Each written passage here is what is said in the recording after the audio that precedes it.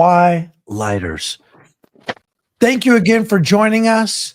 As always, having a lot of fun here at the Brothership Connection with my man, Casey Fields. We have returned with, in my opinion, the greatest expert in the entire Manson sphere, Ms. Deb Silva, accompanied by dear friend and great South American despot in the making, Mr. James Dawson. Great to see you too. So glad you're here. Thank you. It's good to be here. It's good to be here. We've been discussing Making Manson, the 3-part episodic series that is currently streaming on Peacock. If you haven't watched it, give it a look. They are officially acknowledging being based upon our friend of Twilight, George Stimson's work known as Goodbye Helter Skelter. If you haven't read the book, it's available on Hall Press, anywhere you can buy a book online. So we're going to get back into it. Now, Casey, where does this put us in relation to the narrative and the story in general? Yeah, they bounce back and forth on quite a few different eras. Still really great, though. Charlie tends to talk about a lot of different things that happened between March of 1967 and the arrest in October 12th, 1969. Really appreciated a lot of different things that he said. Aspects, they really touted it that this is the first time this has been shared or talked about in Manson's own words. And I do agree that there were aspects of it that we have been wanting to hear for a long time. Now, a few of the things that were shared were pieces of video that we had previously heard, like where he talked about pay the Frenchman, what you owed him, that kind of stuff. It was nice that they spliced that in to help develop the entire narrative. I thought that was good too. And then what are your guys' thoughts, Deb, especially on the gypsy footage? I found Catherine Scher, there was a charm in her. I feel she's like a lot of these girls who people don't know their backstory so much. Now, wasn't she known as the singing artist Chastity Shane at one point? Yes, she was. She put out her 45, but I don't ever recall ever hearing it on the radio. I don't think it was that popular. But there was a great build up to something happening, it seems, with all these people. They were budding young starlets to be. Right. Well, she and Bobby did that Ramrodder movie that was filmed at Spawn Ranch. Right. And she wanted a certain amount of fame. And she ended up with more than that, but it was great to see her. I still think she looks very beautiful.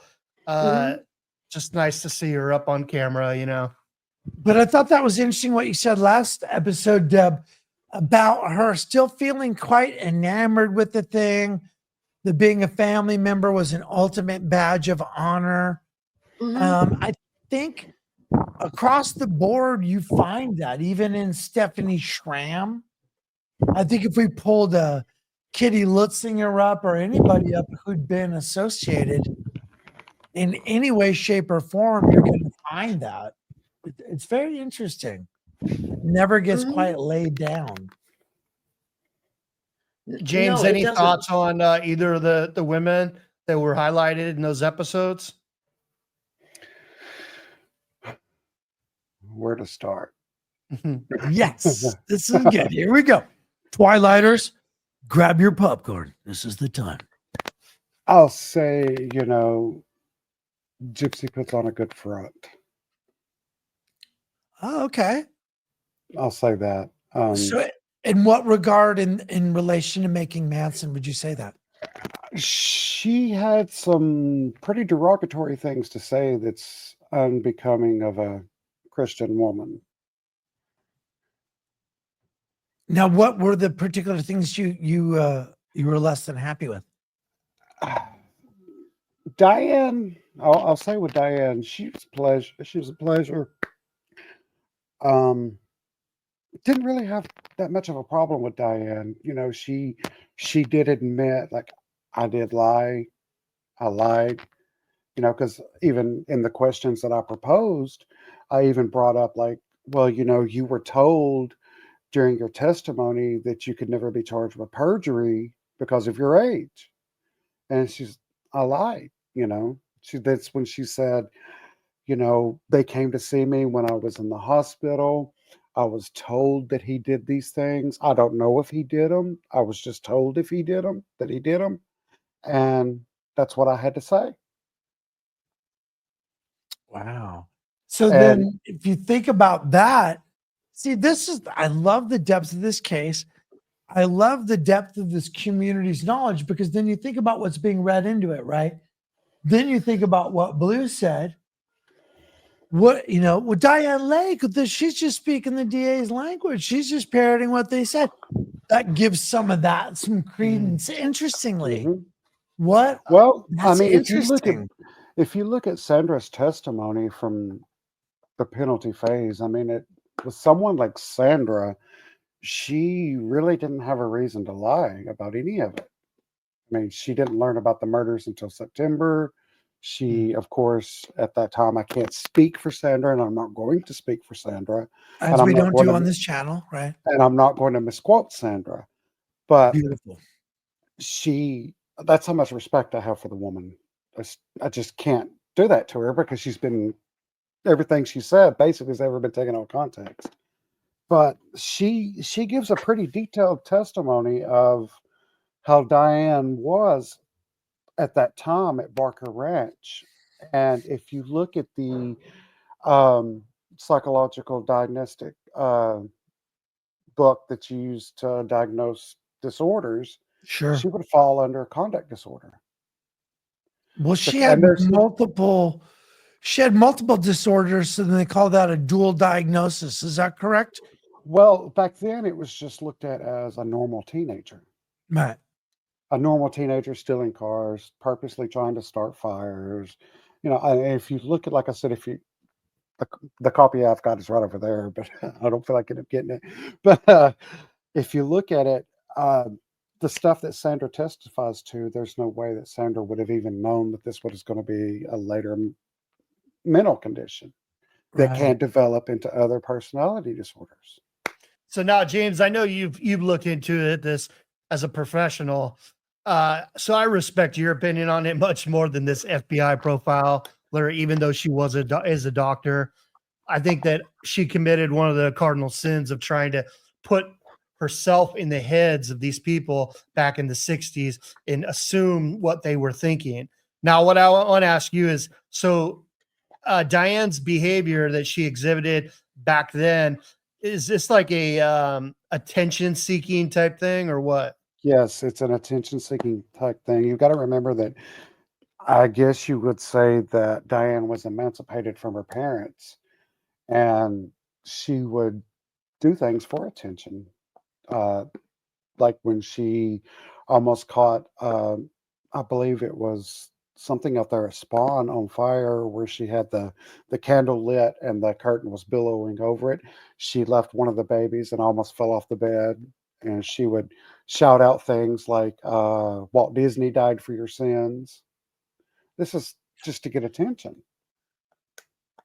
because she didn't have the Yeah. parental So figures. silly punk rock shit. Yeah. Yeah, well, Walt Disney died for your sins. I fucking love that. That's hilarious. I can Well, see some she, 14-year-old kid. according to Walt Disney Sandra, died for your sins. according to Sandra, she had this erratic moment where she just shouted, "Walt Disney died for your sins," That's and then fucking there great. was another I love moment where her. she threw a shovel and almost hit Lynette in the face. Well, can you imagine? You've got this little girl who's bursting out, Walt Disney died for your sins. And then Sandra, who's just like, I mean, could somebody be more on the edge of aggravation? You know what I mean? Like, I think she's so smart. There's like a vibration happening Mhm. that like I would love to have seen that happen. Just watch Sandra's face, like, because that is the ultimate payoff for a punk rock shitty thing like that. You know what I mean? You'll say anything. You'll be on your skateboard. Jesus died so we could ride. You know what I mean? Like, what? Like, that's so We awesome. should get that shirt printed up. Walt Disney died for your sins. Exactly. I love And- all these And characters. Deb, I keep thinking back because I'm comparing Diane roughly to being your age at that time, right? And so here you are in No, Catholic school. I was older. Oh, are you older? Yeah, I'm like Nancy Pittman's age.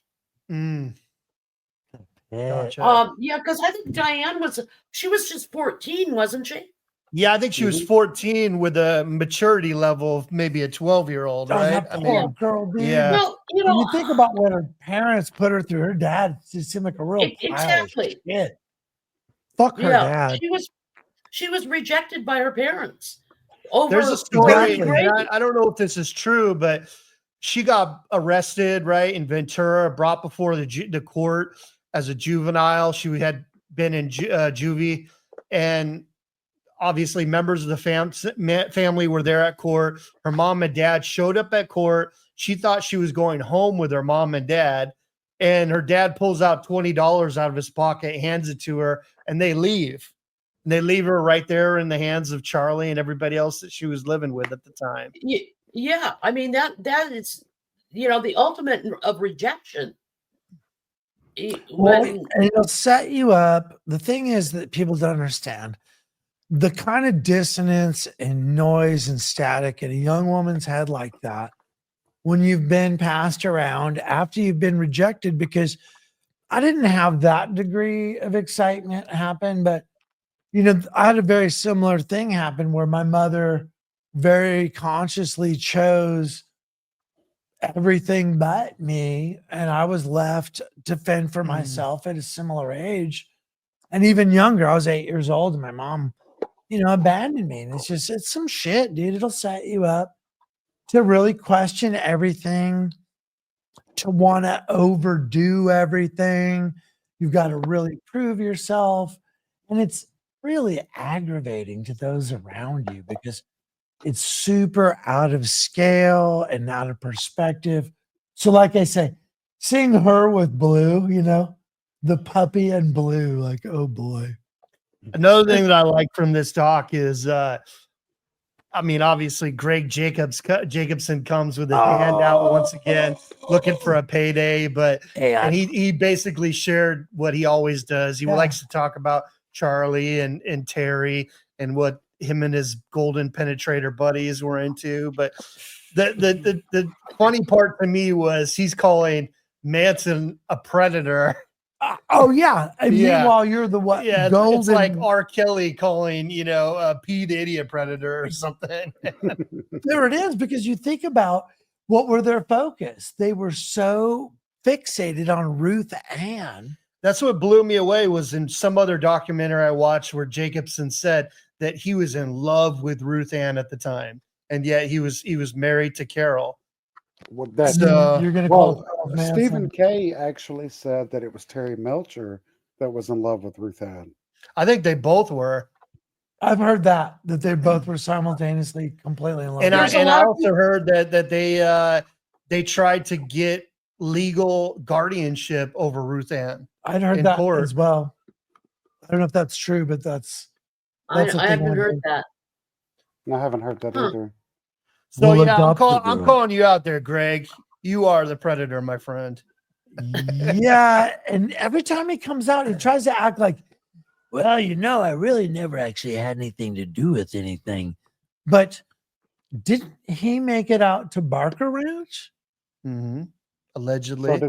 So did Terry. Well, Terry, that's when they bought the 59 Buick and Bud Air Chevrolet, Ridgecrest, California. Danny DiCarlo, of course, it was after the Tate LaBianca murders. That's when everybody was officially going towards Barker Ranch. DiCarlo had put Melcher there so that would have been September or October. Mm-hmm. That makes sense because there's record of it. People in Ridgecrest remember, and we've actually got here a nice little license plate frame from said Bud Air Chevrolet in Ridgecrest, California. Well-known deal went down. So those guys wanting to distance themselves from this is such a classic Yeah, I mean, even if you move. read Terry Melcher's testimony, he didn't make a connection between himself and the murders. He lied Which on the leads- sand. You're right. Which brings in what Gypsy said in the documentary, that Charlie took her to Doris Day's house in Malibu. And Now what that does for me is it brings up the Sly Stone story, right? If you're familiar with that one? yes, Well, could you please elucidate the people out here who are not clear on that one, James? I'll let you do that because I don't want to get confused in what I'm fixing to say after that. Okay, no, then say what you're going to say. But basically, Well- what it was is that Sly Stone stated that he was down in been up in Malibu Malibu. servicing Doris Day, and when he would No. see, someone tell the story. Come on, you tell the story quick. All right. In 2009, Sly Stone said to LA Weekly magazine that he was visiting Terry Melcher at Terry Melcher's mother's house in Malibu, and that he regularly hung out there, and that a few times Charlie came over and they hung out. So this Yes, is that this is coincides confirming with what Cher said, which I thought was fantastic. Well, And she that added also- to it saying that they left a note, which is a nice That piece. was very Well, that interesting. note, Mark Lindsay confirmed that the note did happen. Oh, But Terry Melcher did a interview with Rolling Stone after the murders, and he said that Charlie had visited Doris's house on friendly terms. Mhm. And then you've got Ella Jo Bailey, who left after Gary Hinman had been killed, that's right. saying she said that they knew that Terry Melcher no longer lived at Cielo Drive. Leslie Van Houten says, what was it, November or December of '69, she and Brenda went to Terry Melcher's house in Malibu. Mhm. And then Aaron Stovitz told Phil Kaufman that he knew, that Charlie knew, that Terry Melcher didn't live at Cielo Drive anymore. Yeah, so that's a very tired narrative that it's nice to squash, and I appreciate Catherine Cher bringing that up and telling that story. Now, Deb, I wanted to hear your thoughts on some of these things, variety of it, and anything that you want to bounce to. I was just thinking that there was absolutely nothing on the program about Shorty Shea, and Yeah. That was I troubling. think that Shorty deserves there was slight mention of Gary Hinman, and of course Kay Martley, his second cousin, was on the show, but there was no. Shorty's murder was brutal, and I think it deserves to be part of the show. But maybe it will come up on the next one. More is coming. I can't wait to hear that, because that was the other thing. The criticism being it was an apologist situation for Manson, that there was no, often like George's book will get criticized, that there's not enough Shorty in there. There's not enough Second Night with Lino LaBianca in there, and that they try to get him off scot-free. And unfortunately, I don't like it when it's too smooth, because it gives that narrative ammunition. And I think there were a lot of gray areas. I think what was said earlier by I believe it was you, James, about Lynn asking, basically pleading with Charlie to stay around. And that's incredible. You think about, he knew what's coming down. He had every opportunity to leave. He'd been in, San Diego with Stephanie Schramm, as we all know, got the traffic ticket. And yet he stayed, man. Even though he was up in, as you have pointed out, James, up in Devil's Canyon. I'm going to call bullshit on a couple of things that Charlie said in this documentary. He says that we showed up at the Waverly at the La Biancas, not knowing anybody lived there, that they walk inside. He has a conversation with Lino, apologizes on his way out, goes out, text stays, and he makes it seem like, oh, I had nothing to do with it. The lights were on, man. Like, Well, it's obvious that somebody was living there. Well, even Bugliosi had to admit in Helter Skelter that Charlie did not know that they had moved in, because Lino, according to the property records, Lino and Rosemary had moved in about November of '68, and the last time they had been there was in the spring summer, and that was the last time he'd been to Harold True's. So if he's going next door and the lights were on, he said he opened up the refrigerator though, and there was food inside. He could have, because I know that there was an interview that Lynette did not too long ago with Stoner, where she said, I think she said it was Jeff Gwynn who had said that that was the first time that it had been published that they ate, Leslie, Patricia, and Tex ate watermelon. It's actually in Helter Skelter. Yeah. Mm-hmm. Yeah. Most of Quinn's book is Helter Skelter. Yeah, the first 80 pages is kind of interesting, but the rest of it is Helter Skelter. That's how most of them go. Yeah, they do. But it's all the same thing, which is what is nice about making Manson, is that you get a totally different perspective of what went down. Right, because everything, like I said earlier, was focused around the official narrative. Mm-hmm. Yes, I wish it would have made the cut where Charlie talks about Lynette talking him into staying. And even Susan talked him into staying, which confirms what's in Manson in his own words. But there's also things in there, too, about this whole speculation about him going to Cielo Drive after the murders. And those tapes, he says he didn't go. But my thing is, I like a lot of that, James. My issue with the overall documentary, there's some weird red herrings that got thrown out that I thought really distracted from it. I mean, if you're trying to get the guy off, if you're trying to say, hey, man, he was wrongfully convicted, let's take another look at this, even though he can't be released from prison, clearly, let's look at this case with new eyes. You throw out, well, left a couple of dead Mexicans down in Acapulco on the beach. Like, I just didn't understand that. Like, that, for me, I wouldn't have put that in there as a producer. I would have shake canned that. I didn't also how when Charlie's telling John Michael Jones about, oh, I spent my whole life in the institutions as a kid. I was in prison throughout all of World War II, all of the Korean War, all of Vietnam. I'm like, Charlie, the first time you got arrested was 12 years old in 1947. World War II ended 2 years prior. It's just like, and John Michael Jones is eating it all up. Like, oh yeah, Charlie. Oh yeah, you were wrong. I'm like, no, he wasn't wrong. From 12 years old, he's like breaking into grocery stores, stealing cars, armed robbery. Like, there's a reason why he was incarcerated from an early age.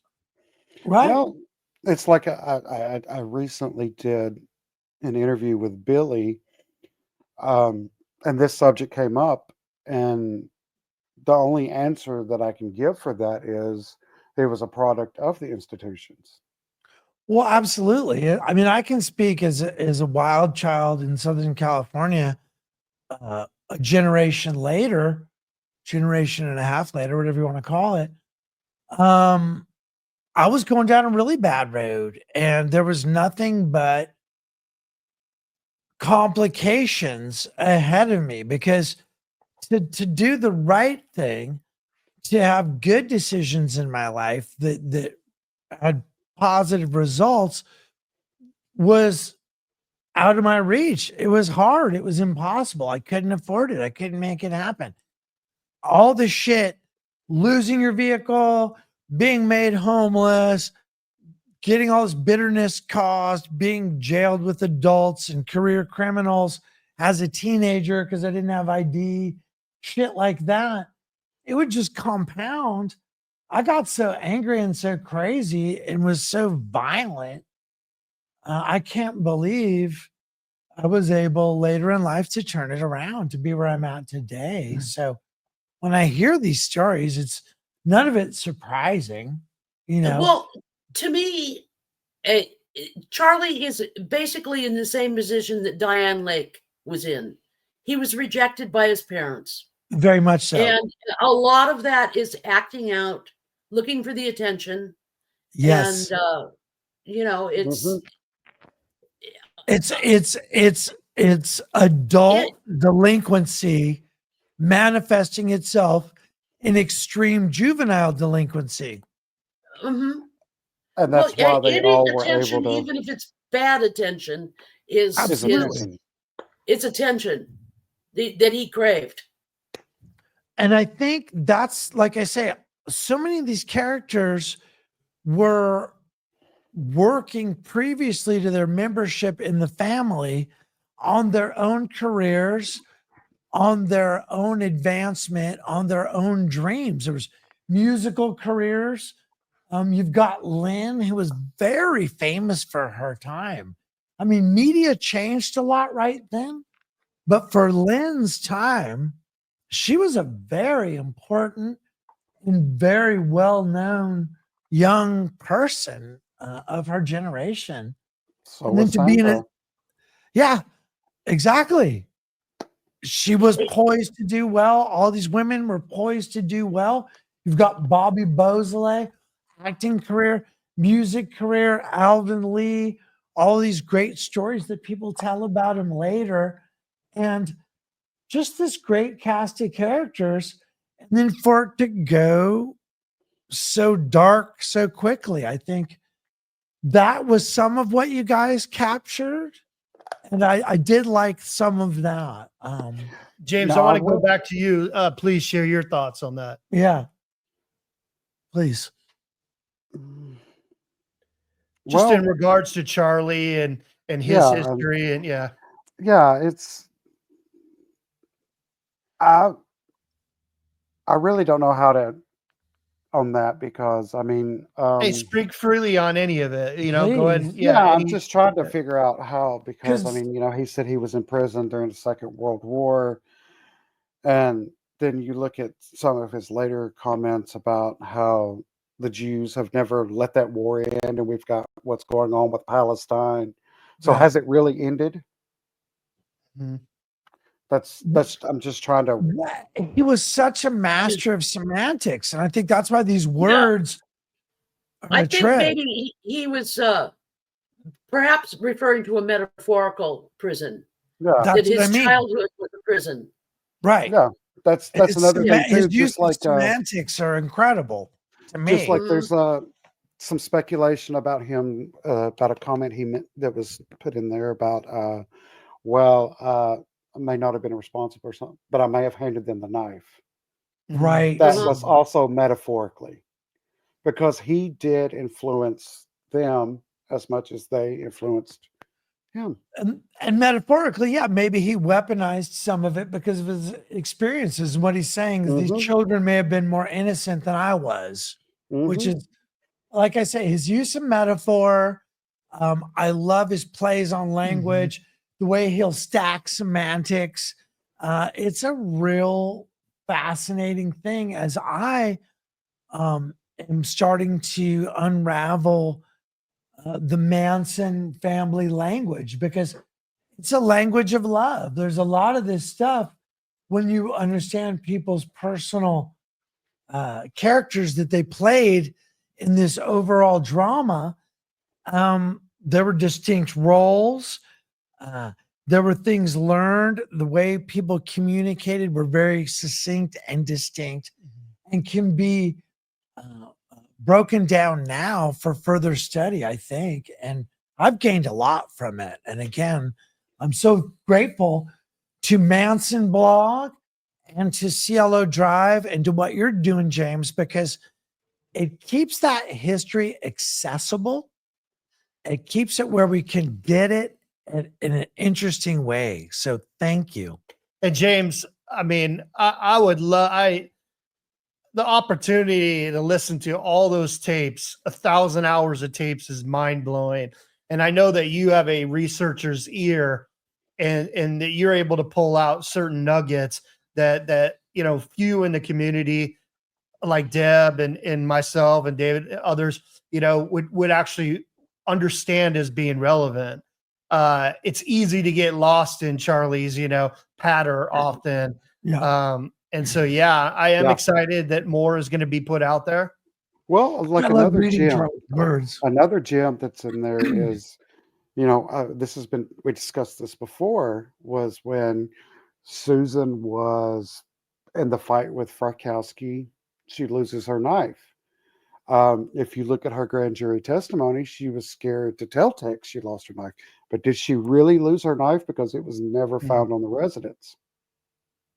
Yeah. And killers tend to take trophies. Leslie Van Houten took trophies from the LaBiancas. Mm-hmm. Yeah, that is a definite truth. And that's why, like, I've never bought. There's truth like that. People take trophies. Men keep pornography. So there would always be, well, there would be a trail of pornography, but they didn't shoot any porn. I'm sorry, Nick. There's no goddamn porn involved. Sorry, bud. Tell me that you told me one time, if you want to know what a guy's into, Oh, yeah. It's within reach of your bed. You're gonna find every time I've been involved in crime scenes for various Well, if reasons. that's the case, true Right. crime. There it is. You'll find weapons, and you'll find what their freak was, and then there'll be whatever their personal drug or snack is. It's right there. When there's the loner death every time. It's incredible. But yeah, There are a lot of gems that will come out more eventually. well, so to Casey's point, which is the thing that I've wanted to address, but I just didn't know if my head would. There's 1,000 hours of tapes this gentleman And has. they're 20 years, not My 15 goodness. years, not 19 years, 20 years. So, how much of this were you personally able to review, James? All. Wow. Oh my goodness. So, okay. I mean, there's What can you hint at from your perspective on this case that we would be blown away, like a bombshell detail or something about Charlie's personalities or motives that we would be really shocked by? It's okay, James. I mean, well, I've tried to work around it, but I will say that with you brought up earlier that there was a different Charlie when he was talking to channels or talking to Gurecki. Sure, you can hear it big time. When he's talking to John Michael, Different guy. it's people can say whatever they want to say, but there was a almost fatherly son love there. absolutely. That is different. And that's what I did like about this. And I had to go back and watch parts of it before we discuss this, because first time watching it, it's real easy to fall into, like I said, the jokes like, Charlie, you're the greatest freaking human being you know what I mean? You could just go in on that guy. But if you really get past that and why are we here? Is it to mock John Michael Jones, or is it to listen to Charles Manson? And if we listen to the tape, it's like you say, I've had some mentors, and there was his voice is different. There's a kindness to it that I like to hear, you know. And I shouldn't probably say this, but I will say, you know, please. I'm sure John Michael won't mind. Okay.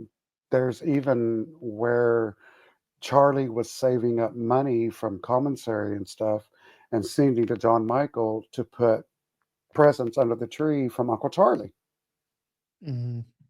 Bro, That's a beautiful thing. bro, that's the thing that's hard to rationalize outside of this community. If you've ever had any interaction with a survivor, or however you want to term it, the kindness these people can express like that in the most humble of means, it can really throw the lump in your throat pretty hard. And The that's goal why for making Manson was not really to exonerate him, but just to look at the trial and how a sham it was. Even Linda Duish even told off camera she didn't believe in Helter Skelter. Mm. She didn't believe it. But you're getting a look at the man, not what he reflected back from the media. You're getting the human being that he was, that he kept hidden, because anything else was all reflection back. You wanted a crazy man, you got a crazy man. You're getting the human. Deb, I thought of you when Linda Deutsch came on right off the bat when she said, "Hey, if this is going to be one of those projects where we're trying to exonerate Manson, I don't want any part of it." And I thought, Yeah. man, that's exactly what Deb and I would have said. Well, that's Yeah, you know, for sure. that's I not like that's Linda. not what we. Linda was Go ahead. great. I really liked Linda. She was, she She didn't was a pull any hoot. punches. no, No, she she was was a through hoot. her Good. whole through her 20s. And I love that she acknowledged, hey, we're never ever gonna have a story this compelling. Like, it's tragic. I hate to say that we're making our meal ticket on this tragedy, but God damn, these characters, this whole case was so compelling. I mean, she's gonna be missed. Very missed. Yeah. And Oh, why couldn't it have been definitely. Stephen K, right? Let Yeah. Stephen K And bite that's the not big something one. we wanted. We were aiming for. What John Michael and I were like, Charlie has never been able to tell Charlie's version of events. There's just so little of it. It's like, God damn it, we want more. I More's want to hear coming. more of the context of what he said. I want to hear more about, that human side where he gave a shit about, I believe his son's name was Maddox, right? Mm-hmm. Because I never even knew who John Michael was, but I've heard that some of Yeah, that audio elsewhere, because he Charlie named released it Maddox. somewhere else previously. Yeah, no doubt that those two have had a close relationship. Exactly. Yeah. That no one could take that away from the dude. But I would like to definitely have more access to this. I don't know if Peacock is going to be able to. Well, John, it was written in John's contract where they just hold licensing just for the clips that was played.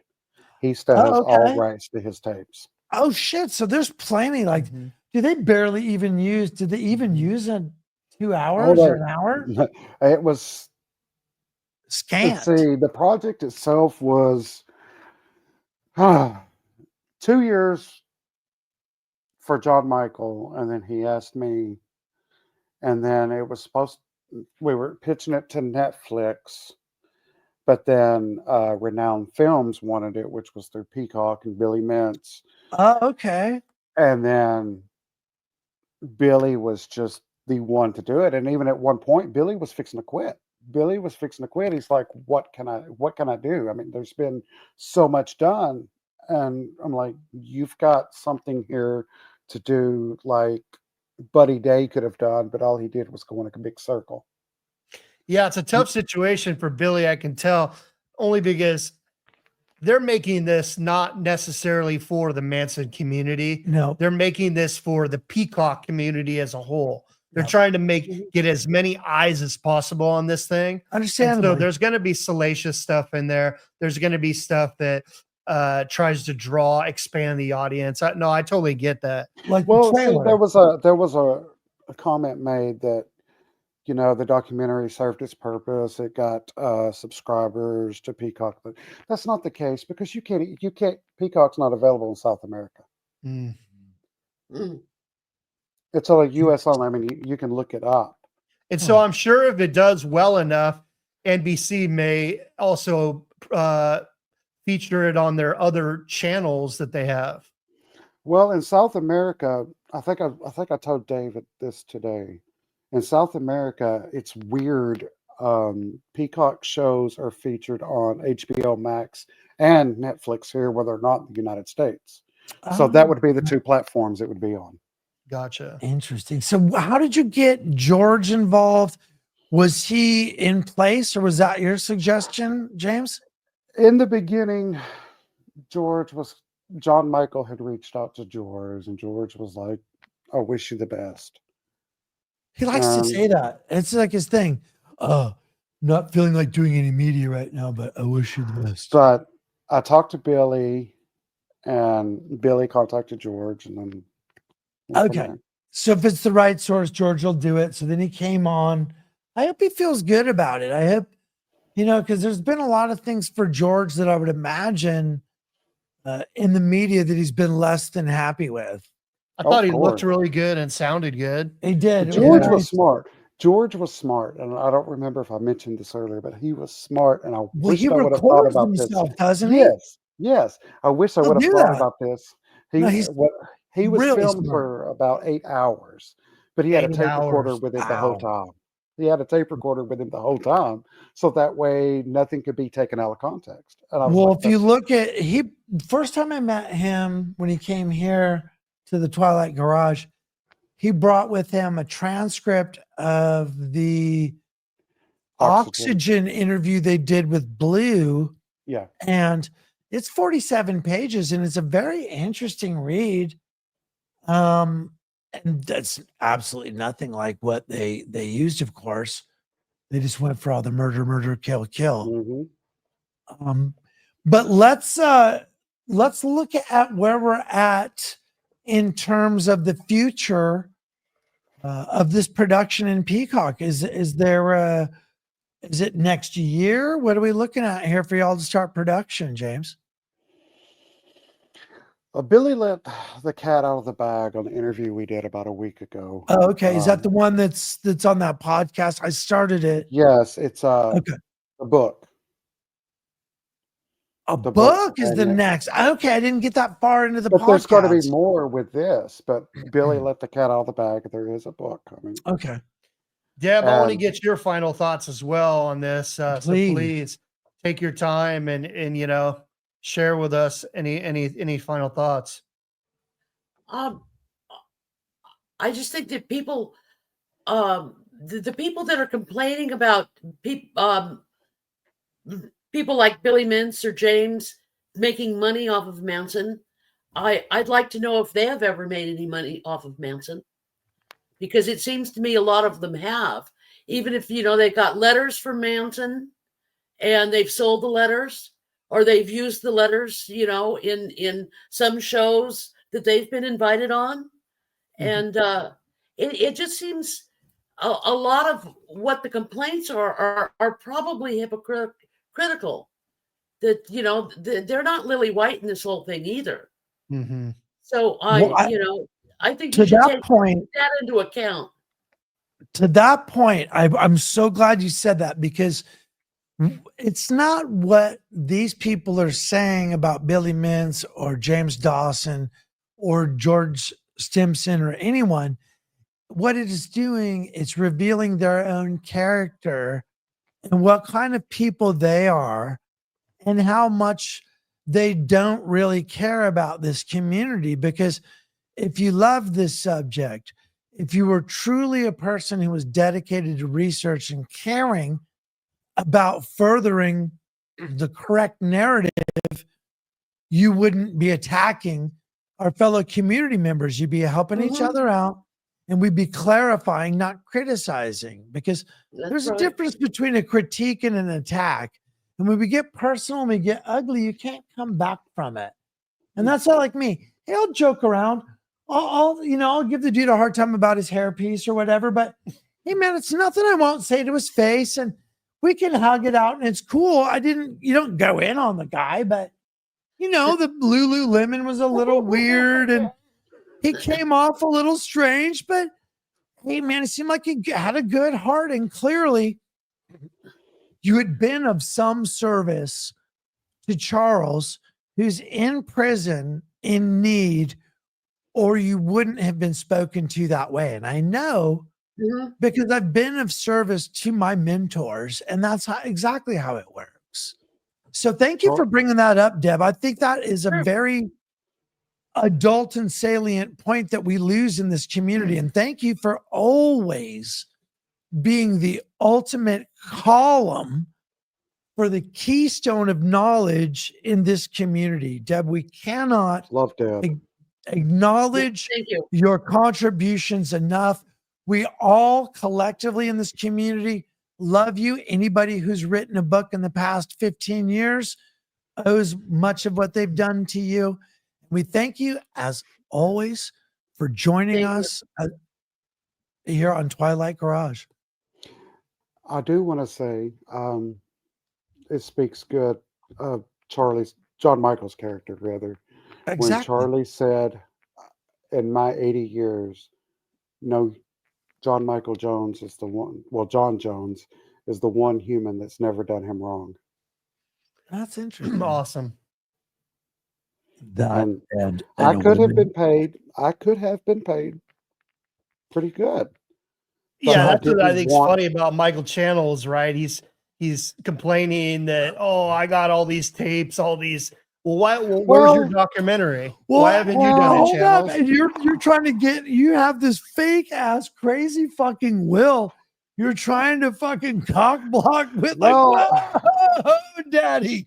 There Woo. was, according to what I heard, there was like 12 years they didn't speak. Huh. Yeah, Michael Channels, when the blog went on tour one year, I think it was 2013. He did say that he had not spoken to Charlie in quite a few years because they had a bit of a falling out, and Jesus. you know, it was like it was presented as if Charlie wanted to control what Michael Channels was doing and saying, and Michael wasn't having any of it. But I don't know if that's true. That's not the case, because I I don't know if it's I true. heard That's what yeah, I that's- got from what he yeah. said. there was an instance where not many people know, but before Charlie was ever diagnosed with cancer, he was diagnosed in the early stages of dementia. And there was instances where somebody would, the man got more mail than any prisoner in the history of people in prison. There were times where Charlie would send out the wrong thing to the wrong person. And something Michael had sent for an autograph or something like that got sent to somebody else. And from what I heard, it was some bad exchange from Michael's behalf, saying that he wished that the prisoners, his cellmates, would kill him. Huh. Bro. Now, if that makes this, I don't know. Bro. Bro. And I will say that Charlie, it did, from what I heard, Charlie didn't really remember Michael Channels. He kept referring to that back porch dude. I've actually, yeah, that just, I've heard that too. It's crazy, dude. Like, I'm sorry. My co-host is killing me right now, dude. I'm still stuck on that toupee comment. well, dude, it's some brothership over here, dude. We gotta keep it real up in here, man. Like, I'm sorry, Dad. I'm being really immature right now. Oh, we love you. You caught me off guard with that one, man. We at the brothership love you very much. Thank you, as always, for joining us. Mr. Dawson, we're going to tune back in with you. I want to hear more about these tapes and your take on them. Please join us again. We really, again, cannot thank you enough. I had to Liking. turn my light on. Thank you, Deb. Oh, subscribing and illuminating us all. Ms. Deb Silva, please tune in to the Manson blog. That's where all the most measured, truthful, and well-researched information is presented absolutely free on the internet for the most amount of years running. We thank you for that. James Dawson, what do you want to talk about beyond this show? Do you have anything with this book you can talk about on our way out? There's not much I can say other love that. than we Just tell did us we can get have you on again, James. Yeah, You're coming that'll back. happen. Twilight. But I will say that after Watson's parole hearing, he did agree to speak. Ooh, child. And Deb, there are so many great conversations we are excited to have with you. You're such a wealth of knowledge, and I consider you my fairy godmother. You've always been there providing the best documents and putting up with my long phone calls. And I just love you, and I appreciate you so much. I appreciate you guys too. I most Love you, certainly Deb. do. It's nice to get, compliments. You're Do a you real have anything treat. coming up that you Real want to treat. share, or do you want to keep that, hold off on that for now? Yeah, can you I tell us really something, don't. Deb? Juicy. And I really don't have anything. And typically the blog is very slow between Thanksgiving and the New Year. And so I'm not really, people are busy doing other things. They're with family. They're buying presents. They're, doing whatever, it is. And so I'm really not looking for anything real outstanding until after the first of the year. Wonderful. And Well, we I wanna thank actually have not finished my post for tomorrow. So Oh. I've got to do that after we're done here. And those normally launch on what? Is it Sunday nights or? Yeah, well, I'm on the West Coast, so Mhm. I try and hit the publish button at as close to 9 p.m. as I can, and that way the blog is set up on Eastern time, so that it basically becomes live very first thing Monday morning, like Yeah, 12:05 or whatever. it's on 5. Monday morning. It's 5. It's around 5 o'clock in the morning here. Wonderful. Yeah. Well, Yeah. thank you both so very, very much for tuning in live via satellite. Really appreciate you both again, and we will be back again, Twilighters. Please do what you know you need to do, which is like, subscribe, and again, Manson blog, follow James, get after it. We love you so much, and thank you again for spending your time with us. Thank you to our producer, Alex, and the great help that Eric has provided today and helping make this live stream foursome possible. I apologize for any difficulties or talking over. It's tough to do when we have, 3 screens going on at the same time. But you guys are the best. And thank you, Twilighters. Please join us again. Subscribe, baby. Love you. Thank you.